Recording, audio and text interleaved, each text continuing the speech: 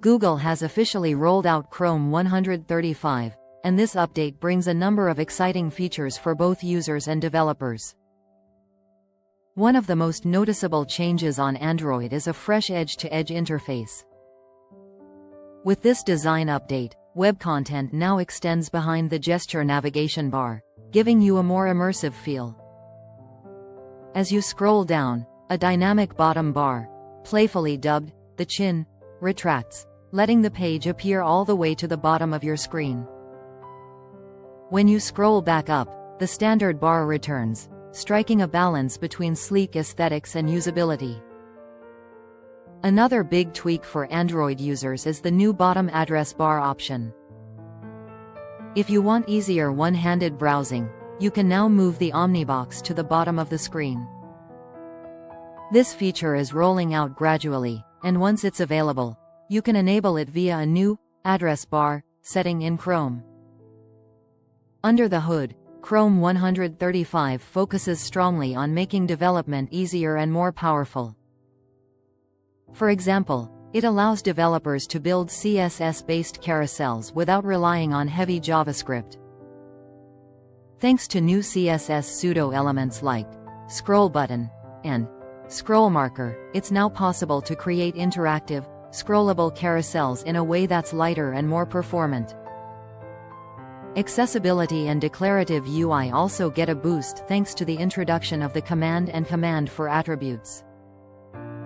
By using these in HTML elements, developers can declare interactions in a simpler way, making menus and popovers work without extra JavaScript, and improving accessibility at the same time.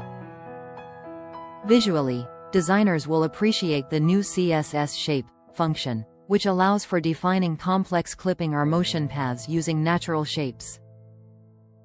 This opens up a lot of creative possibilities without needing SVG hacks or workarounds. On the privacy front, Chrome 135 makes strides by introducing HSTS tracking prevention. This helps block certain tracking methods that exploit HTTP strict transport security, making your browsing a bit more private. Chrome's web platform APIs also got some notable improvements. They added media stream track support to the web speech API, so remote or non-mic audio sources can now be recognized. Meanwhile, developers also get a new Fetch Later API, letting them queue a resource fetch that the browser will execute later based on various conditions. Another developer-focused update is the ability to create a service worker client for src.doci frames, helping pages that use embedded HTML to better integrate with service workers. There's also support for a new typed array, float16 array, which allows more compact floating point data, especially useful when minimizing memory usage. In terms of performance and developer convenience, Chrome 135 removes the old restriction that clamped set interval delays to at least 1 millisecond. Now, you can run more precise timers with sub-millisecond delays.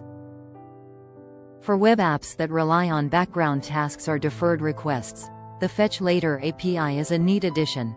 It lets you schedule fetches and lets the browser decide exactly when to send them, reducing wasted resources while keeping things responsive. Finally, several Origin trial features are available, including device-bound session credentials, which help websites securely tie a session to a specific device, interest invokers, which let elements respond when users hover or long press with built-in events, and signature-based integrity, a way for web developers to cryptographically verify the origin of resources. All in all, Chrome 135 isn't just a minor update. It brings design polish, developer power, and enhanced privacy. If you use Chrome on Android or build web apps, this version is definitely worth checking out.